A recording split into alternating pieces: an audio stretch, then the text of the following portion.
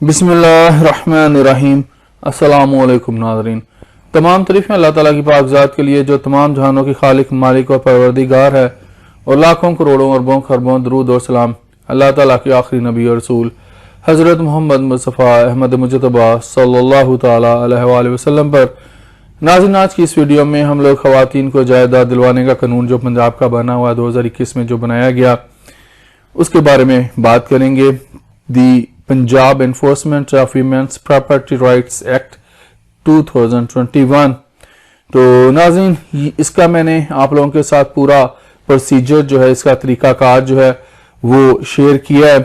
तो चलते हैं इन सब को जानने के लिए अगली साइड पर। नाज़रीन, हमारे मुल्क में ज़मीनों पर कब्ज़ों का मसला इंतहाई संगीन है।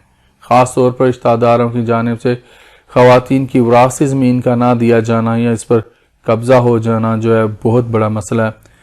इस मकसद के लिए हुकूमत पंजाब ने ये जो अभी पिछला साल गुजरा है, अभी एक दिन ही हुआ है, कल 31 आज 1 है 2022 की 1 जनवरी है। तो इस साल एक एक्ट पास किया जो ख़वातीन के जायदाद से मुतल्लिक है और जायदाद के मामलात को जो है अदालत जाए बगैर हल करवाने में मामून साबित होगा। तो इस कानून को, क्योंकि ये भी पाकिस्तान का एक बुनियादी कानून है, इस कानून को शेयर करना मेरे लिए आपके साथ ज़रूरी था। तो इसमें जो है इस कानून के तहत ये पहले आपको तरीका बता दूं दरख्वास्त देने का। अगर किसी औरत की जायदाद पर कब्जा कर लिया गया हो या किसी भी तरह उसे उस जायदाद से महरूम कर दिया गया हो तो वो सूबाई मोहतसब को जो है दरख्वास्त दे सकती है, बशर्त ये कि उस पर कोई केस वगैरह ना चल रहा हो, उस जायदाद पर अदालत में किसी में कोई केस ना चल रहा हो।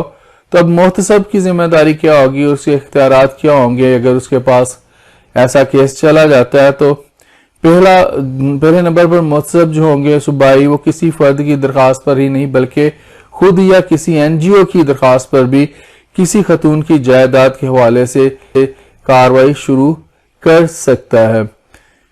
यहाँ पर मैं आपको बता दूं कि कोई भी दरखास्त दे सकता है, उसको पता हो कि फलां औरत का जो वो हक मारा गया है, उसकी जायदाद पर कब्जा हो गया, चाहे वो विरासती थी या उस पर वैसे ही उसने खरीदी थी, उस पर कब्जा हो गया।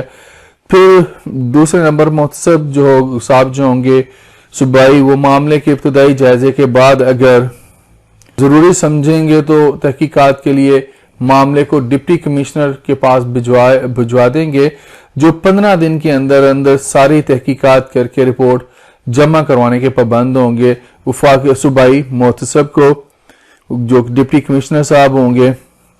फिर तीसरा उनका जो इख्तियार है वो जो काम करेंगे, अगर सूरत हाल वाज़िया हो और मजीद सबूतों या तहकीकात की जरूरत ना हो तो मोहतसब साहब जो हैं सूबाई मोहतसब इस पर आर्डर जारी कर सकते हैं।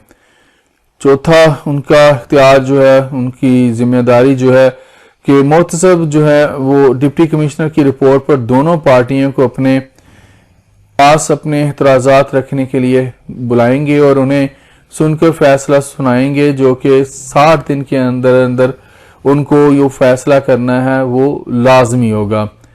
अब जायदाद दिलवाने का अमली तरीकाकार क्या होगा? फैसले के बाद मोहतसब जो होंगे मुतलका डिप्टी कमिश्नर, मुतलका थाने की SHO या किसी और इदारे को जायदाद पर मौजूद कब्जा छुड़वा कर जो है उसकी असल हकदार खतून को दिलवाने के लिए जो आर्डर्स होंगे वो दे देंगे। डिप्टी कमिश्नर इस फैसले पर अमल करवाकर 7 रोज के अंदर अंदर रिपोर्ट जमा करवाने के जो है वो पाबंद है जब ये फैसला हो जाएगा। फिर इस फैसले की आपको बता दूं कि हैसियत क्या है। अगर ये फैसला इस कानून के तहत हो जाता है, उसको तो उनको वफाकी मोहतसब साहब उसकी जायदाद दिलवा देते हैं, तो किसी भी अदालत को इस फैसले या इस एक्ट पर दिए गए इकदाम एतराज करने या स्टे आर्डर देने का इख्तियार नहीं है। तो नाज़रीन, आज के लिए इतना ही। जिंदा रहा तो आपके साथ फिर इंशाअल्लाह अगली वीडियोस में मुलाकात होगी। इजाजत दीजिए, अल्लाह हाफिज।